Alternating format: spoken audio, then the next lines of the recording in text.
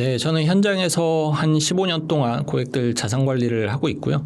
지금은 경제 그리고 ETF를 주로 다루는 유튜브 백다마 TV를 운영하고 있습니다.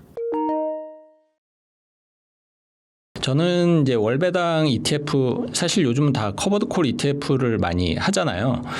그 커버드 콜 ETF를 고르는 기준은 제가 이제 기초 지수를 봅니다. 그리고 기초 지수의 역사적인 평균 수익률을 일단 살펴보고 그 커버드 콜 ETF의 분배율이 이 평균 수익률보다 지나치게 높은 종목은 일단은 좀 제외를 하고 있어요. 왜냐하면은 이 분배율이 너무 높게 되면은 ETF의 가격이 내려갈 가능성도 있거든요. 그래서 내가 투자한 투자 원금이 손실되면은 안 되기 때문에 저는 기초 지수의 평균 수익률보다는 분배율이 조금 더 낮은 그런 커버드 콜 ETF를 좀 많이 선호를 하고 있습니다. 그리고 이제 이 월배당 ETF 투자자분들 대부분은 이 월배당 ETF에 투자를 하는 이유가 안정적인 이 현금 흐름을 만들기 위함이고, 그래서 대부분은 은퇴자 아니면은 이제 전업 주부님들이시거든요.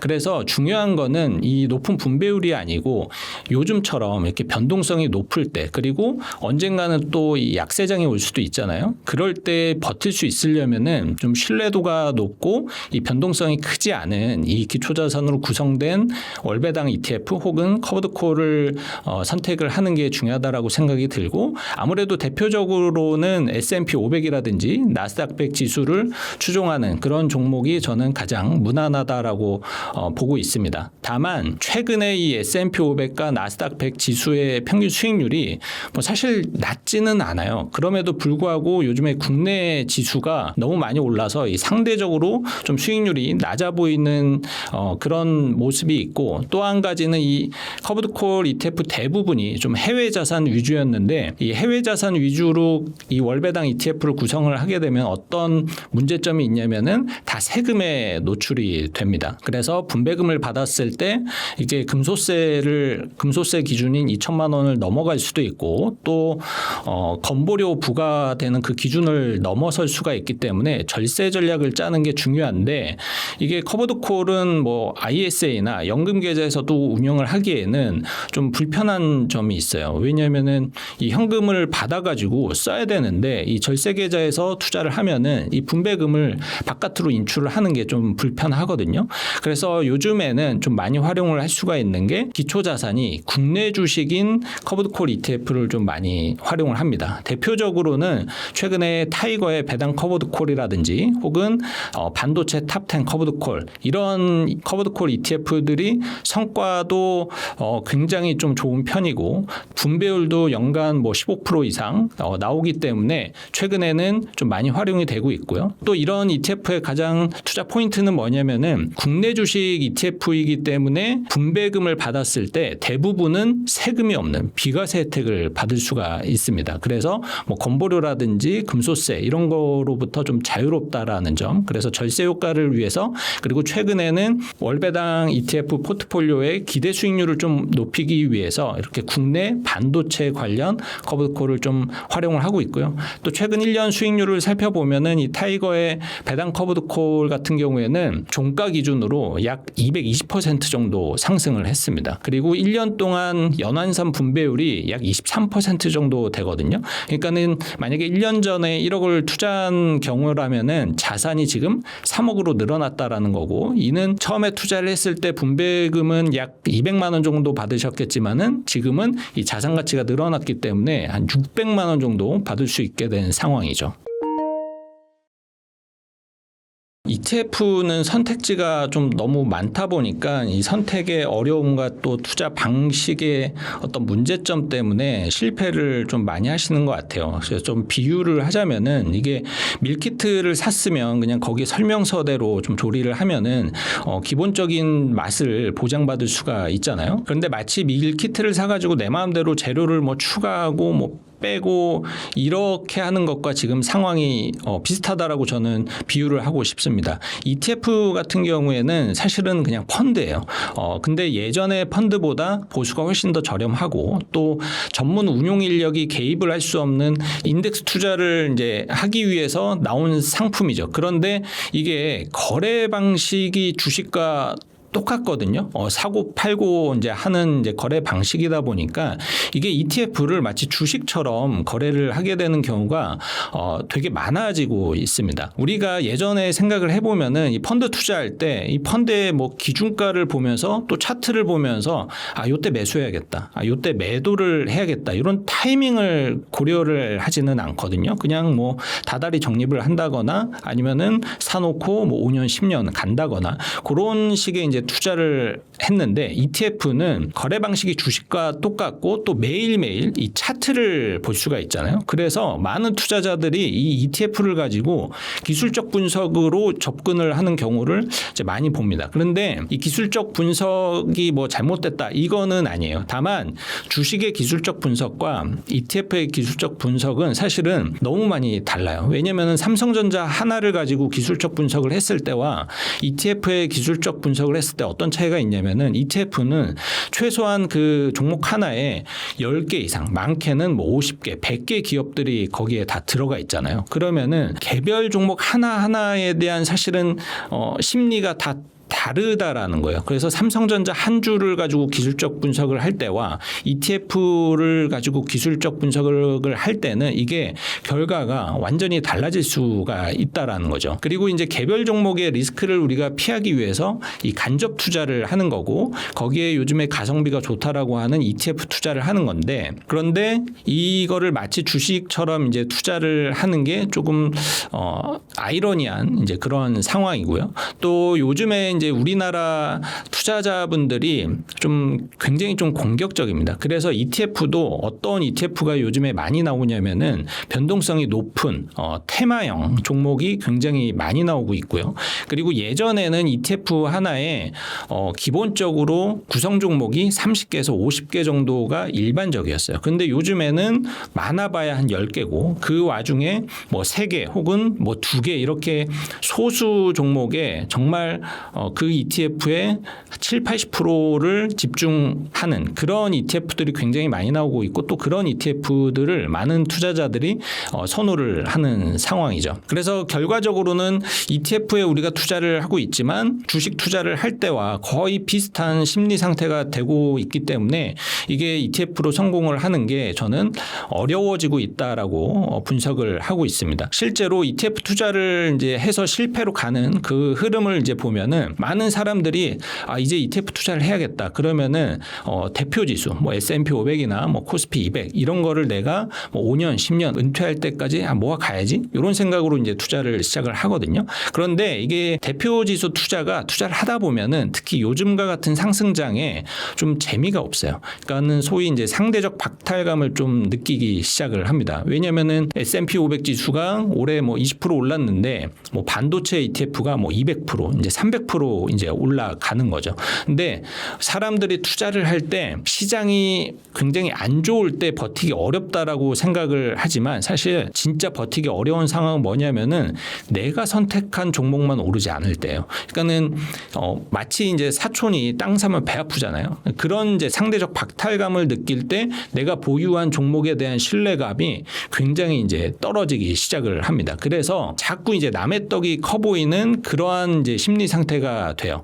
그래서 결과적으로는 어떻게 되느냐? 내가 S&P 500, 코스피 200, 나스닥 이렇게 단촐하게 투자를 하던 상황에서 보유하는 종목수, ETF 종류가 계속 많아지기 시작을 합니다. 그런데 선택되는 ETF는 대부분 테마형, 어떤 특정 테마에 집중하는 ETF 혹은 어떤 특정 섹터에 집중하는 ETF를 이제 고르게 되죠. 그리고 또 그렇게 투자를 하다 보면은 아무래도 이제 이런 테마형 ETF의 기대 수익률이 더 높고 또 요즘과 같은 상승장에서는 당연히 지수보다는 더 높은 성과를 내거든요. 그런데 이렇게 투자를 하다 보면은 그러한 변화로 인해서 내가 마치 운용에 뭔가 능력이 있구나, 내가 잘하는구나 이런 이제 착각을 하게 되고 그 상황 속에서 또 어떤 생각을 하냐면은 내가 그냥 뭐 매달 이렇게 ETF를 모을 게 아니고 좀 요즘처럼 증시가 많이 빠졌을 때 또 왕창 사고 좀 올랐을 때는 잠깐 팔았다가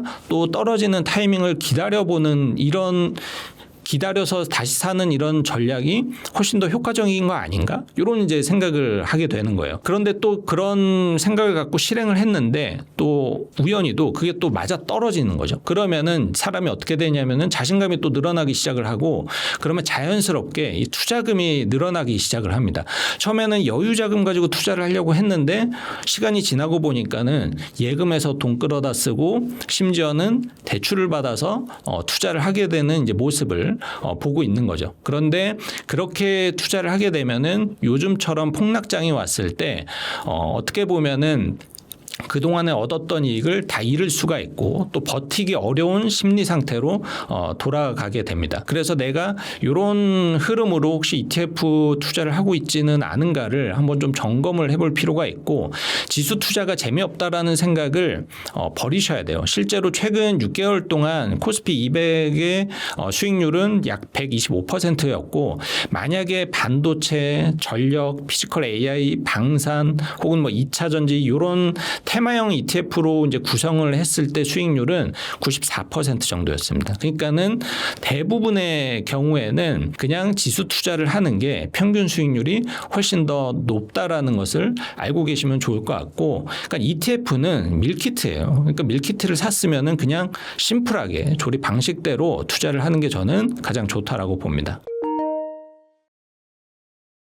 거의 대부분의 이제 운용사가 이 우주를 테마로 하는 ETF를 이제 상장을 했는데요. 요즘에 좀 이슈가 있었죠. 이제 스페이스X의 공모주를 받아서 좀 사전에 좀 저렴한 가격에 이 스페이스X를 담을 수 있는 그런 것들을 많이 기대를 했는데 이제 결과적으로는 이제 모든 운용사가 공모주를 받는데 실패를 해서 시장가로 상장 이후에 스페이스X를 이제 담게 되었습니다. 그래서 지금 현재는 대부분의 이제 우주 테마로 하는 ETF들이 스페이스X를 20에서 25% 비중으로 이제 다 담고 있어요. 그 중에서도 그러면 어떤 이제 ETF를 고르면은 좋을 것이냐? 개인적으로는 순수하게 우주 항공 분야로 구성된 그런 ETF가 항공과 어떤 방산 뭐 이런 것들을 좀 같이 섞은 우주 섹터보다는 조금 더 낫지 않을까라고 이제 생각을 합니다. 그래서 대표적으로는 타이거의 미국 우주테크 ETF 같은 종목이 미국 우주 관련 ETF 중에서는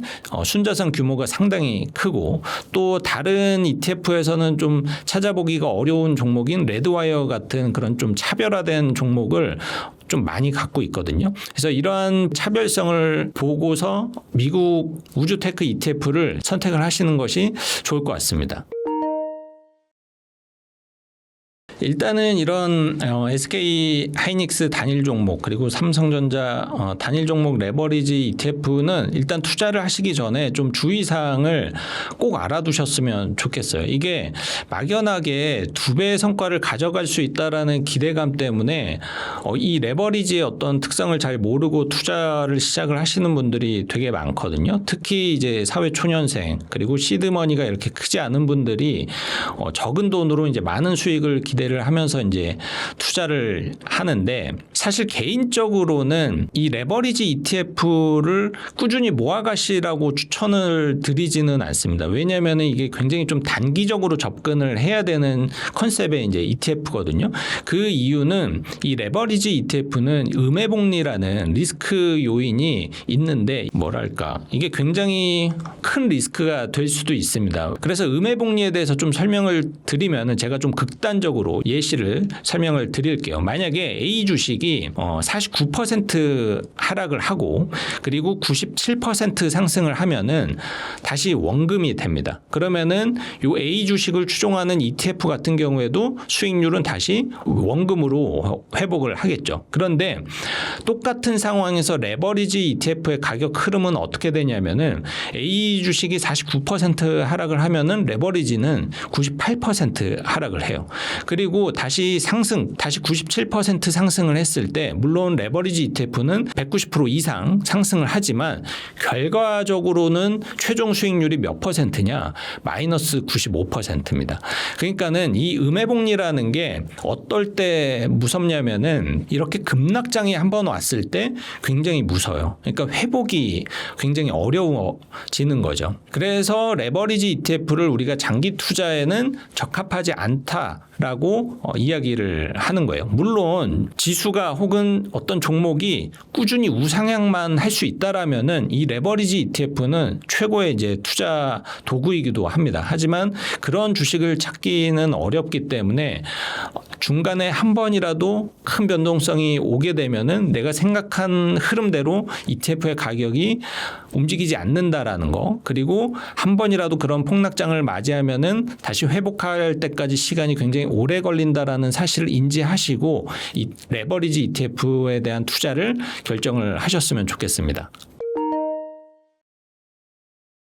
국내에는 뭐 되게 많은 반도체 ETF가 이미 상장이 되어 있습니다. 그 중에서도 오랜 시간 동안 좀 꾸준히 좋은 성과를 달성하고 있는 대표적인 반도체 ETF는 타이거의 반도체 탑10 ETF라는 게 있어요. 그리고 이 본주를 바탕으로 커버드콜 전략을 사용한 타이거의 반도체 탑10 커버드콜 액티브 ETF도 있는데 이 두 가지 ETF는 개인적으로도 좀 많이 선호를 하는 ETF입니다. 그리고 요즘에는 또 재밌는 상황이 뭐냐면은 원래는 커버드콜 ETF가 이 본주의 성과를 이기기가 어렵거든요. 그런데 타이거의 반도체 탑10 커버드콜 액티브 ETF가 이 타이거의 반도체 탑10 ETF의 성과를 이기기 시작을 했습니다. 그 이유를 이제 살펴보니까 이 두 가지 ETF는 구성 종목은 사실은 거의 똑같아요. 그런데 왜 운용 성과가 달라졌느냐? 뭐 커버드콜 전략을 잘 써서 이제 그렇다라기보다는 액티브 운용을 했느냐 하지 않았느냐의 차이가 사실은 가장 컸습니다. 원래 이 패시브 ETF는 보유 종목을 중간에 빠르게 바꾸는 게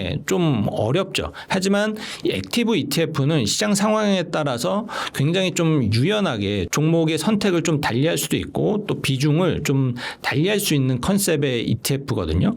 그런데 타이거의 반도체 탑10 커버드콜 액티브 ETF가 액티브 운용을 했기 때문에 본주의 성과보다도 더 좋은 성과를 최근에 이제 거둘 수가 있었습니다.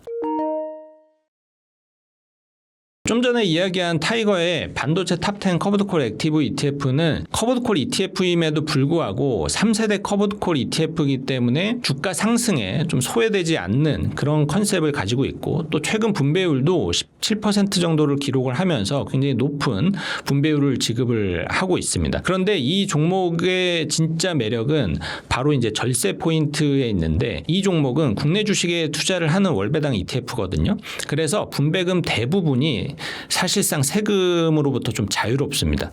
그 이유를 살펴보면은 커버드콜 ETF의 분배금 재원은 기본적으로 콜옵션을 매도한 프리미엄이랑 그리고 보유한 주식의 매매 차익이에요. 근데 국내 세법을 보면은 국내 주식의 매매 차익은 세금이 없습니다. 비과세예요. 그리고 콜옵션을 매도해서 얻는 프리미엄에 대해서도 세금이 없어요. 비과세입니다.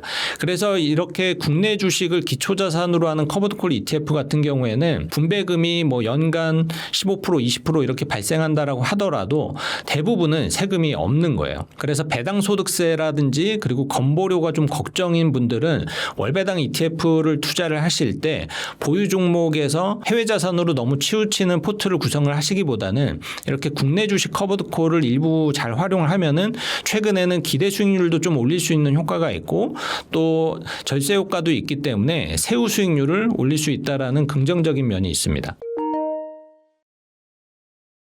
개인적으로는 이 사회초년생 분들은 좀 매달 투자할 수 있는 금액이 크지는 않지만 가장 큰 장점은 뭐냐면은 투자 기간이 충분하다라는 거죠. 그래서 저는 조금 더 적극적인 자산 배분으로 자산 형성을 위한 ETF 투자를 해도 괜찮다라고 보고 있습니다. 그래서 S&P 500뿐만 아니라 나스닥 100 ETF를 활용을 한다라면은 기대 수익률을 조금 더 높일 수 있는 자산 배분이 될 수 있을 것 같고요. 참고로 이제 최근 10년간 S&P 500의 연간 수익률은 약 15%입니다. 굉장히 사실은 높은 수익률이죠. 그런데 나스닥의 평균 수익률은 그것보다는 조금 더 높아요. 그래서 S&P 500 ETF와 나스닥 100 ETF를 만약에 절반씩 조합한 포트폴리오를 구성을 하면은 연간 평균 기대 수익률은 약 19% 정도였거든요. 그런데 이 9%의 수익률이 얼마나 대단한 수익률이냐면은 30년 동안 그냥 30만 원씩 투자를 한다라고 했을 때 만들어지는 금액이 무려 34억입니다. 노후 준비 자금을 위해서 매달 투자하는 금액 30만 원은 사실 그렇게 부담이 되지 않는 그런 크지 않은 돈이지만 결과만 놓고 본다라면은 굉장히 부족하지 않은 노후 자금을 이제 만들 수가 있겠죠. 그래서 사회초년생분들은 아직은 시간이 많이 남아 있고 또 투자할 수 있는 금액 크지 않기 때문에 조금 더 적극적인 ETF 선택을 하셔도 괜찮을 것 같고 이렇게 S&P 500과 나스닥 100을 기본으로 가는 것도 가장 좋지만 이거 외에도 뭐 반도체라든지 이런 테마형 ETF도 일부는 같이 섞어서 가는 것도 저는 괜찮은 자산 배분이라고 생각을 합니다. 일단 제가 최근 5년 동안의 데이터를 한번 살펴봤습니다.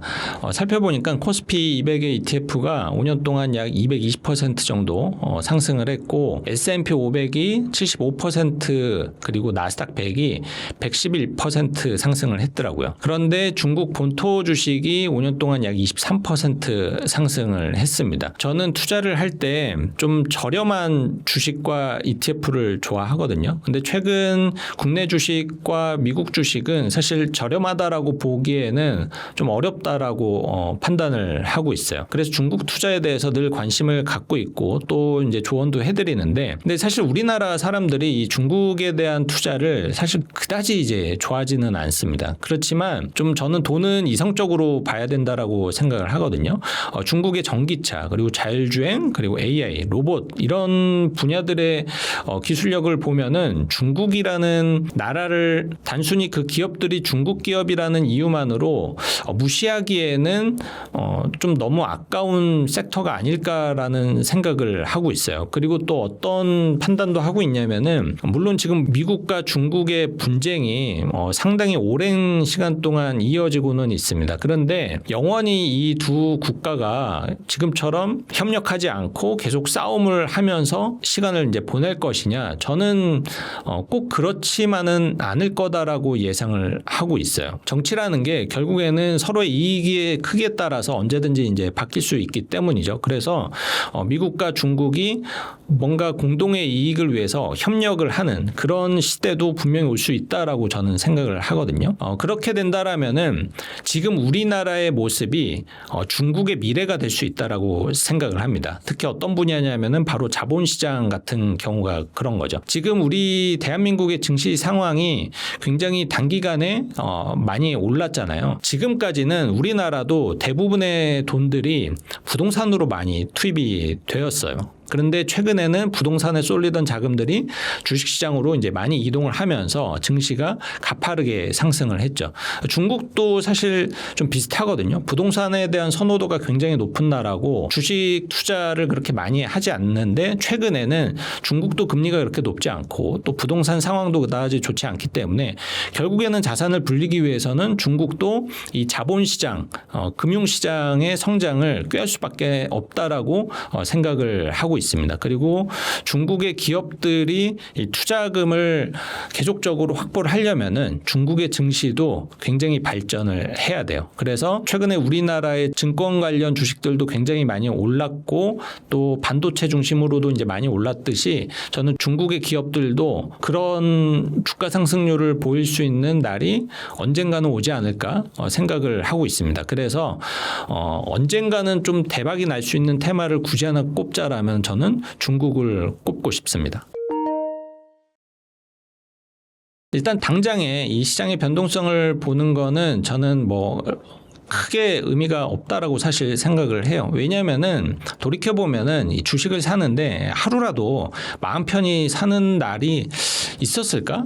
별로 없습니다. 늘 비싸서 마음이 불편하고 혹은 요즘은 또 너무 무서워서 이제 마음이 불편하죠. 그래서 사실 투자를 잘 하기 위해서는 어떤 포인트를 잡아야 되냐면은 내 돈을, 내가 투자한 이 돈을 인출하지 않고 최대한 언제까지 이 주식 등의 자본을 통해서 굴릴 수 있느냐를 이제 먼저 체크를 하는 게 저는 우선이라고 생각을 합니다. 그래서 10년 이상 인출할 계획이 없다라면은 보면은 뭐 지금 코스피가 8,000이고 뭐 나스닥도 굉장히 높고 이런 상황이지만 지금 당장에라도 미국과 한국의 주식 자산을 100%로 편입을 해서 ETF 투자를 하는 것도 괜찮다라고 봅니다. 근데 만약에 내가 5년에서 10년 사이에 인출을 해야 될 목적으로 내가 투자를 한다라면은 이 자산 배분에서 20에서 30% 정도는 이 배당주와 같은 좀 변동성이 낮은 주식과 ETF의 비중을 넣어서 전체 자산의 이 변동성을 좀 낮출 필요는 있죠. 그런 리스크 관리는 좀 하셔야 되고, 근데 만약에 내가 5년 이내에 돈을 찾아서 써야 될 목적으로 돈을 굴리고 있다라면은 여기에 더불어서 채권 자산이 20에서 30%는 더 들어가야 된다라고 생각을 합니다. 그리고 개인적으로 금에 대한 투자는 저는 10년 이상 보유하지 않을 거라면은 그다지 선호하지 않고 있고요. 그렇지만 10년 이상 길게 보유할 수 있다라면은 포트폴리오에서 10% 내에서 투자를 하는 것도 괜찮다라고 생각을 하고 있습니다.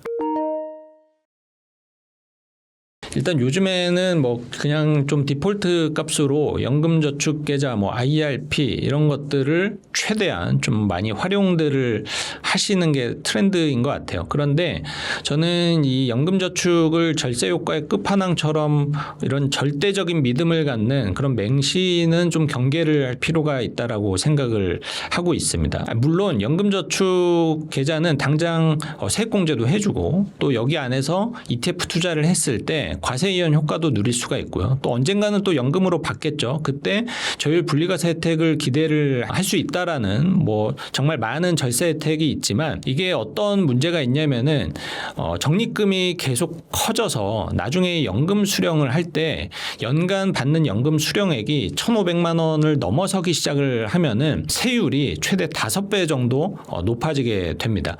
지금 연금소득세는 3.3에서 5.5% 구간이거든요. 그런데 연금 소득 금액이 연간 1,500만 원을 넘게 되면은 일단 세율이 최소 16.5%인 기타 소득세로 변해요. 혹은 종합소득세 둘 중에 한 가지로 선택을 해야 됩니다. 그러면은 세액공제 받는 혜택이 세액공제 받았던 혜택만큼의 세금을 내셔야 된다라는 거예요. 그리고 또 사람들이 인지하지 못하는 게 뭐냐면은 연금 소득이 연간 1,500만 원 이 규정이 1,500만 원 초과분에 대해서만 적용이 된다라고 생각을 하시는 분들도 많습니다. 하지만 세법을 잘 살펴보면은 연금 소득이 1,500만 원에서 1원이라도 초과하게 되면은 세율 자체가 다 바뀌게 된다라는 것을 꼭 알고 계셔야 돼요. 그래서 최근에는 과거와는 다르게 이런 연금저축에 불입하는 돈도 굉장히 커지고 있고 심지어는 세액공제를 받지 않는 돈도 이 연금 계좌를 통해서 운용을 하고 있거든요. 그래서 나중에 받게 될 연금 소득액이 1,500만 원을 훌쩍 넘어서는 사례가 지금도 많이 발생을 하고 있기 때문에 내가 그 나중에 받게 될 연금의 소득 규모를 잘 체크를 해서 이 연금 계좌와 IRP 계좌를 잘 활용을 하셔야 되고요. 또 이제 국내 주식형 ETF 같은 경우에는 일반 계좌에서 운용을 하시더라도 매매 차익에 대해서 세금이 없거든요. 그런데 이 연금 계좌에서 투자를 하게 되면은 이 매매 차익과 분배금에 대해서 당장의 세금은 없습니다. 그런데 나중에 연금 소득세를 내야 돼요. 그러니까 생각을 해보면은 그냥 일반 계좌에서 운용을 했을 때는 세금 부담 없이 투자를 할 수 있었던 ETF였는데 이거를 괜히 연금 계좌에 넣어가지고 없던 세금을 다시 만드는 그런 부작용을 스스로가 만들게 되는 거죠. 그래서 전업주부라든지 그리고 뭐 학생처럼 당장에 소득이 없는 분들은 이 연금 계좌를 이용을 하시더라도 세액공제 혜택을 받지 못하기 때문에 국내 주식형 ETF를 이런 연금 계좌에서는 담을 필요가 없다라는 점을 꼭 알고 계셔야 되고요. 다만 내가 ETF 투자를 하는데 이 일반 계좌에서 투자할 정도의 여력은 없다. 그래서 연금 계좌만 내가 투자를 할 수가 있는데 최근에는 해외 자산보다는 국내 자산의 평균 수익률이 조금 더 높잖아요. 그래서 이 적립금 결국에는 연금 계좌의 적립금을 높이는 게 목표이기 때문에 적립금의 평균 수익률을 높이기 위해서 국내 주식형 ETF를 일부 담는 것은 괜찮다라고 보지만 그냥 무지성으로 연금 계좌만을 이용을 해서 국내 주식과 해외 주식에 대한 어떤 고려사항 없이 활용을 하는 것은 오히려 나중에 세금을 더 키울 수가 있다라는 것을 미리 잘 체크를 하셨으면 좋겠고요. 그러니까 ETF 투자를 잘 하려면은 일단 나에게 맞는 자산 배분을 잘 해야 돼요. 그냥 유행을 쫓는 자산 배분이 아니고 나에게 맞는 포트폴리오를 구성을 하는 게 굉장히 중요하거든요. 그리고 중간중간에 사실 리밸런싱을 잘 해야 됩니다. 근데 리밸런싱이 굉장히 어려운 영역이에요. 왜냐면은 요즘처럼 국내 주식이 막 올라가는데 그러면 리밸런싱의 개념은 국내 주식의 비중을 줄이고 미국이라든지 뭐 중국 이런 그동안에 많이 성장하지 못했던 ETF의 비중을 다시 늘리는 이런 작업을 해야 되는데 이게 심리적으로 굉장히 어렵습니다. 그래서 그런 경험치가 많지 않고 또 시간과 에너지를 쏟아서 그걸 관리하기 어려운 3040 직장인이라면은 개인적으로 추천드리고 싶은 ETF 중에 하나가 한국판 VT ETF라는 게 있습니다. 이게 뭐냐면은 그냥 전 세계 모든 나라의 주식에 투자를 하는 ETF예요. 그런데 이 VT는 이제 미국에 상장된 ETF이기 때문에 연금 계좌에 담을 수가 없겠죠. 하지만 이제 우리나라에서 한국판 VT라는 컨셉으로 타이거에서 토탈 월드 스탁 액티브 ETF라는 거를 내놨습니다. 그래서 이게 사실 분산 투자의 끝판왕 같은 종목이고 정말 장기 투자하기에는 너무나 좋은 ETF거든요. 근데 상대적으로 좀 재미는 없어요. 특히 요즘과 같은 상승장에서는 이렇게 분산 투자가 잘 된 ETF는 수익률이 상대적으로 높지는 않기 때문에 좀 재미없게 느껴질 수는 있지만 좀 마음 편히 오랜 시간 동안 보유할 수 있는 ETF이기 때문에 일상이 바쁜 직장인분들에게 연금 계좌에서 마음 편히 투자할 수 있는 ETF로는 이 종목을 추천드리고 싶습니다. 세공제를 많이 받고 싶어 하시는 분들이 그냥 덥석 IRP에 900만 원을 딱 채우시는 분들이 굉장히 많은데 우선순위가 좀 잘못됐다라고 말씀을 드리는 이유는 일단 IRP 계좌는 의무적으로 적립금의 30%는 안전자산으로 채워야 돼요.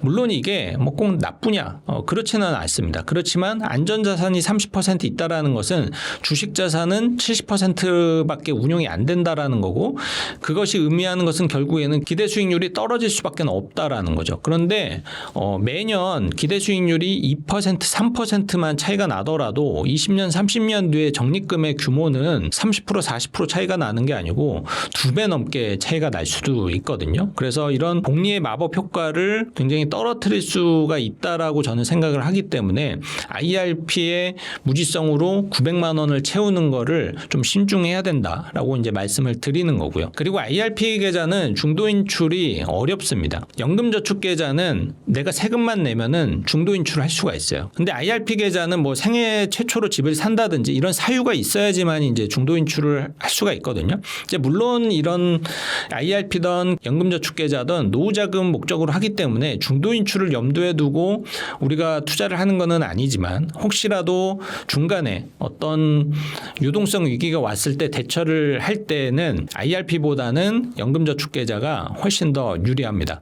그래서 내가 꼭 900만 원의 세액공제를 채워야 된다. 그 정도로 소득이 충분하고 세금 부담이 좀 크다라고 하면은 연금저축 펀드에 먼저 600만 원을 채우시고 그 다음에 IRP 계좌에 300만 원을 채우는 방법으로 900만 원의 세액공제를 받는 것이 가장 좋다라고 생각을 합니다. 그리고 IRP 계좌와 퇴직연금 계좌를 조금 더 적극적으로 운용을 할 수 있는 팁을 드리면은 이 안전자산 30%를 채워야 되는데 많은 사람들이 안전자산 하면은 그냥 예금 혹은 채권 이런 거를 생각을 하고 채우시는 분들이 많거든요. 근데 규정상 이 IRP 내에서 그리고 퇴직연금 내에서 안전자산으로 인정을 받을 수 있는 ETF가 있어요. 뭐냐면은 TDF ETF와 채권 혼합 ETF입니다.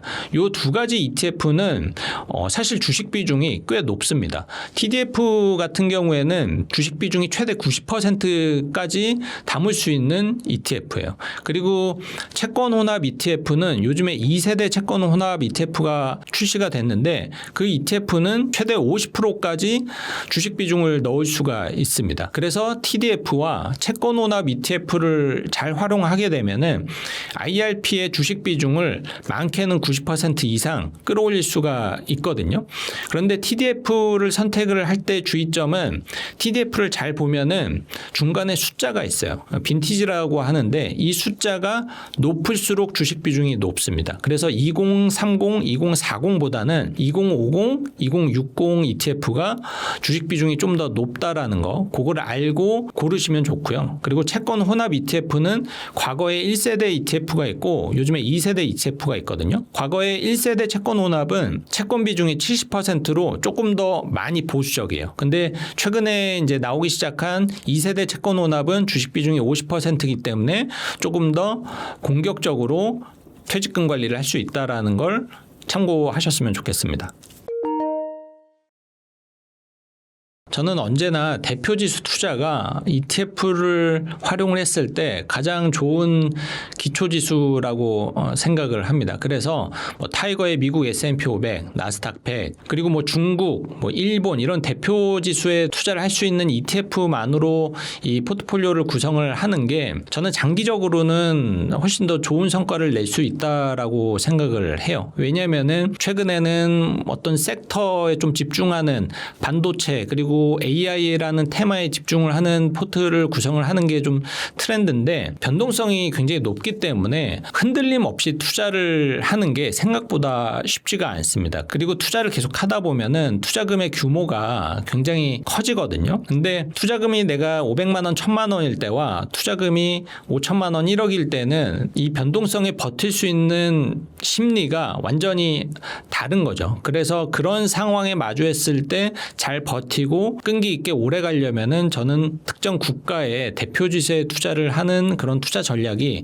가장 좋은 조합이라고 생각을 하고요. 반대로 이제 IS에 담는 거를 추천하지 않는 ETF들도 있어요. 대표적으로는 국내 주식형 ETF입니다. 국내 주식형 ETF는 어차피 세금이 없습니다. 물론 이제 분배금에 대해서는 일부 세금이 발생될 수 있지만 매매 차익에 대해서는 비과세이기 때문에 굳이 ISA에 담아가지고 이 아까운 ISA 한도를 잡아먹을 필요는 없다라고 생각을 합니다. 그래서 국내 주식형 ETF는 ISA 계좌나 연금 계좌가 아니고 그냥 일반 계좌에서 투자를 하셔도 충분히 좋습니다. 다만 ISA 계좌 내에서 내가 너무 공격적인 ETF 위주로 구성을 해서 좀 변동성이 좀 부담스럽다. 그래서 이 변동성을 좀 낮추고 싶다라면은 배당주 ETF를 활용을 해야 되는데 배당주 ETF는 미국도 있고 국내도 있잖아요. 근데 국내 배당주 ETF를 좀 활용을 하고 싶다라고 하면은 국내 주식형임에도 불구하고 ISA 계좌에서 활용을 하는 것도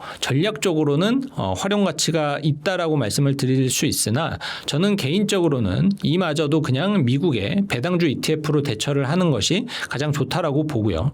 또 커브드콜 ETF를 ISA 계좌에서 투자를 하시는 분들도 있어요. 근데 ISA 계좌는 인출이 자유롭지 않아요. 원금 내에서는 인출을 할 수 있지만 어쨌든 불편합니다. 근데 커브드콜 ETF에 투자를 해서 다시 분배금을 받아서 어차피 다시 재투자를 할 거라면은 사실은 커브드콜 ETF에 투자할 필요가 없이 그냥 본주 ETF를 ISA에 담는 것이 훨씬 더 효과적이죠. 왜냐하면은 커브드콜 ETF에서 나오는 현금 흐름이 투자금이 크면 상관없는데 투자금이 크지 않으면은 분배금 받아봤자 몇천 원, 만 원 이렇게밖에 안 되는 케이스가 많거든요. 근데 그런 케이스에는 그 분배금을 받아서 즉각적으로 재투자할 수 있는 방법이 마땅치 않아요. 만 원, 2만 원 가지고 살 수 있는 ETF가 요즘에는 많지 않기 때문이죠. 그래서 재투자 효과를 떨어뜨리는 부작용이 생길 수 있습니다. 그래서 커브드콜 ETF 투자를 원하시면은 그냥 일반 계좌에서 운용을 하시는 거를 저는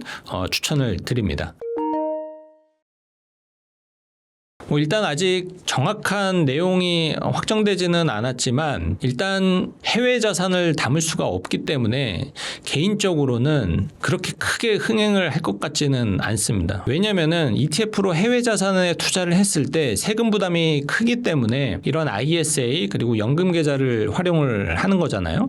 근데 국내 주식에 투자하는 ETF만 담을 수 있다라면은 굳이 이런 절세 계좌가 아니라고 하더라도 어차피 세금 혜택이 크지 않습니다. 매매 국내 차익에 대해서는 비과세니까. 물론 국내 주식 중에서도 배당주 위주로 투자를 하려는 투자자분들도 계시겠죠. 그런 케이스라면은 이 배당 소득에 대해서 절세 혜택을 받을 수가 있기 때문에 좀 유용하게 사용할 수 있을 거다라고도 예상을 하고는 있지만 어쨌든 해외 자산에 투자를 할 수 없다라는 게 저는 좀 아쉬운 부분이기는 해요. 근데 이거는 좀 정확한 내용이 나오고 나서 그때 판단을 해도 늦지 않을 것 같습니다. 일단 첫 번째는 저는 어떤 종목에 집중을 하고 이런 수익률에 집중을 하기보다는 내가 할 수 있는 무위험 수익률을 확보를 하셨으면 좋겠습니다. 이게 무슨 말이냐면은 한 푼이라도 더 저축을 할 수 있는 돈을 찾으라는 거예요. 그래서 뭐 절약을 하든 아니면은 부수입을 통해서 소득을 늘리든 해서 내가 매달 100만 원 투자할 수 있던 거를 105만 원, 110만 원 이렇게 투자할 수 있는 금액 자체를 높이는 게 더 중요하다라고 생각을 합니다. 왜냐하면은 특히 사회초년생 분들은 돈을 모아가는 과정이잖아요. 그러면은 100만 원씩 뭐 10% 수익을 내는 게 굉장히 크게 의미가 있을 것 같지만 사실은 그냥 105만 원 저축을 하고 그 105만 원을 가지고 그냥 4% 적금에 가입을 하는 게 사실은 1년 뒤에 모이는 돈이 더 많아요. 그러니까는 할 수 있는 거를 먼저 하는 게 중요하다라고 생각을 하고요. 그리고 두 번째는 이 저축 가능 금액에 따라 투자 기간을 설정을 하면은 내가 목표하는 기대 수익률에 따라서 자산 배분을 세팅을 할 수가 있거든요. 뭐 예를 들어서 내가 한 달에 140만 원을 저축을 할 수가 있고 내가 5년 내에 1억을 모으고 싶다라고 하면은 5년은 사실 투자 기간으로는 아주 여유롭지는 않습니다. 변동성에 좀 노출이 될 수가 있고 혹시라도 어떤 일이 생겼을 때 회복하기에는 시간이 조금 타이트하죠. 그래서 이런 경우에는 그냥 미국의 대표 지수인 S&P 500 위주로 구성을 해서 1억 모으기에 도전을 하는 게 좋다라고 보고요. 기대 수익률이 10% 정도만 나와도 5년 뒤에 1억을 모을 수가 있습니다. 그런데 내가 100만 원의 예산밖에 없는데 투자 기간은 좀 7년 정도로 조금 더 여유롭다라고 하면은 S&P 500 외에도 나스닥 100을 같이 추가를 해서 기대 수익률을 조금 더 올리면은 기대 수익률이 한 13% 정도 된다라고 가정을 했을 때 7년 뒤에 모을 수가 있는 돈이 약 1억 2천만 원 정도가 됩니다. 그리고 내가 50만 원밖에 여유는 없지만 10년을 목표로 1억을 모으고 싶다라고 하면은 10년이라는 시간은 굉장히 좀 여유로운 시간이잖아요. 이런 케이스는 자산 배분을 좀 공격적으로 하는 거죠. 그래서 대표적으로 뭐 나스닥 100 요 단일 종목으로만 그냥 가셔도 괜찮다라고 보고 그럼 기대 수익률이 15%일 때 10년 뒤에 모을 수 있는 돈은 약 1억 2천만 원 정도가 됩니다. 그래서 이렇게 내가 저축할 수 있는 돈과 그리고 목표하는 기간에 따라서 자산 배분을 다르게 하는 게 가장 중요하다라고 말씀을 드리고 싶습니다. 1억이 10년 뒤에 10억으로 불어나기 위한 수익률을 제가 계산을 해봤습니다. 10년 뒤라면은 연간 수익률이 약 25% 정도가 필요하더라고요. 그러면 과거 수익률 기준으로 25%를 달성할 수 있는 자산 배분을 한번 살펴보니까 국내 반도체의 30%, 그리고 미국 나스닥 지수의 30%, 그리고 미국의 빅테크의 한 30% 정도, 그리고 중국 테크 관련 종목의 약 10% 정도 세팅을 하면은 목표 수익률 25%는 훨씬 더 웃도는 성과를 냅니다. 실제로 반도체는 지난 1년간 무려 380%가 올랐고 나스닥도 많이 안 오른 것 같은데 하지만 최근 1년 동안 55%나 올랐고요. 미국의 빅테크도 거의 50% 올랐습니다. 그리고 중국 테크도 사람들의 관심 크지 않지만 1년 동안 무려 68%가 상승을 했습니다. 그래서 1억을 10억으로 만들기 위해서는 어쨌든 조금 긴 호흡으로 투자를 할 수가 있다라고 생각을 하기 때문에 이렇게 좀 적극적인 포트로 구성을 한다라면은 1억이 10억이 되는 게 생각보다 시간이 오래 걸리지 않는다라고 말씀을 드리고 싶고요. 그리고 자본주의 세상에서의 이 부의 트렌드를 잘 살펴보면은 이 부자가 더 큰 부자가 되는 세상인 것 같아요. 그래서 어떤 ETF를 고르지 고르지, 어떤 주식을 고르지, 이거에 대해서 너무 많은 고민을 하기보다는 그냥 1등 국가, 1등 산업, 그리고 1등 기업 위주로 포트를 구성을 하면은 과거에 비해서는 오히려 기대 성과도 올라가고 또 안정성도 더 높아지는 효과가 요즘에는 생긴 것 같아요. 과거에는 신흥국가와 작은 기업의 기대 수익률이 높았거든요. 왜냐하면은 감수해야 되는 위험이 더 컸기 때문에 기대 수익률이 더 컸습니다. 그런데 최근 10년, 15년 정도의 이 자본시장의 트렌드를 보면은 규모가 있는 국가, 기업이 더 성장률이 높고 오히려 변동성도 더 낮은 그런 모습을 보이고 있어요. 그래서 포트폴리오를 구성을 할 때 기대 수익률을 높이기 위해서 위험을 많이 감수하는 그런 세팅이 아니라 그냥 1등에 집중을 하는 그런 포트를 구성을 하는 것이 훨씬 더 효과적일 수 있다라고 말씀을 드리고 싶습니다. 저는 이 월배당의 포트도 상황에 따라서 좀 달라져야 되고 단순히 뭐 300만 원이 목표니까 거기에 따라서 분배율을 생각을 해서 세팅을 하기보다는 나의 어떤 상황에 따라서 달라져야 된다라고 생각을 하거든요. 뭐 예를 들어서 전업주부의 월배당 포트와 그리고 은퇴자의 월배당 포트는 좀 다르게 구성을 해야 된다라고 생각을 합니다. 왜냐하면은 전업주부는 이 분배금 소득이 사실 플러스 알파의 소득 개념이에요. 그래서 있으면 좋지만 없어도 크게 불편하지 않은 상황. 반면에 은퇴자 같은 경우에는 이 월배당에서 나오는 분배금이 내 생활을 위한 전체 소득일 수 있죠. 그래서 반드시 필요한 소득일 수가 있습니다. 그래서 결과적으로는 이 은퇴자의 월배당 포트폴리오가 저는 조금 더 안정적이어야 된다라고 생각을 합니다. 그래서 목표 분배율은 저는 연간 10% 혹은 그 이하로 맞추는 것이 좋다라고 봐요. 물론 이제 물가 상승률을 이제 커버를 하려면은 매년 분배금이 늘어나야 되기 때문에 월배당 ETF의 가격이 그래도 조금씩 성장할 수 있는 그러한 기초 자산을 고르는 것도 중요합니다. 그래서 추천드리는 이제 포트폴리오의 구성은 리츠 자산에는 약 10% 정도를 추천드리고 싶고요. 최근에 리츠 자산의 연간 분배율은 약 6% 정도였습니다. 그리고 20% 정도는 국내 반도체를 기초 자산으로 하는 커버드콜 ETF가 좋고요. 연간 분배율은 약 14% 정도의 분배율을 지급을 하는 그런 커버드콜 ETF가 좋다라고 생각을 합니다. 그리고 50%는 미국 대표 지수를 베이스로 한 기초 지수로 하는 커버드콜 ETF를 추천드리고 싶습니다. 최근에 연간 분배율은 약 12.5%였고요. 나머지 20%는 해외 채권을 통해서 분배금을 받을 수가 있습니다. 그리고 해외 채권 중에서도 좀 회사채로 구성된 채권 ETF에 투자를 하면은 연간 분배율이 약 7% 정도 꾸준히 나오고 있거든요. 그래서 이런 구성으로 하면은 사실 연간 분배율은 10%가 조금 넘지만 변동성은 그래도 아주 크지 않은 상태가 될 수가 있고요. 그리고 국내 주식에서 나오는 분배금은 또 세금 부담이 없기 때문에 또 절세 효과도 어느 정도 누릴 수가 있습니다. 그래서 너무 분배율에 집착을 해서 뭐 매달 2%씩 뭐 1.5%씩 주는 이런 커버드콜 ETF와 월배당 ETF를 찾아서 투자를 하시기보다는 저는 10% 정도에 맞춰서 세팅을 하는 게 결국에는 내 투자 원금을 잃지 않는 전략이 될 수 있다라고 조언을 드리고 싶어요. 네, 제가 운영하는 백다마TV라는 채널에서 이 ETF와 관련된 이야기를 좀 더 자세히 그리고 많이 컨텐츠를 올리고 있거든요. 그래서 궁금하신 분들은 방문 부탁드리겠습니다.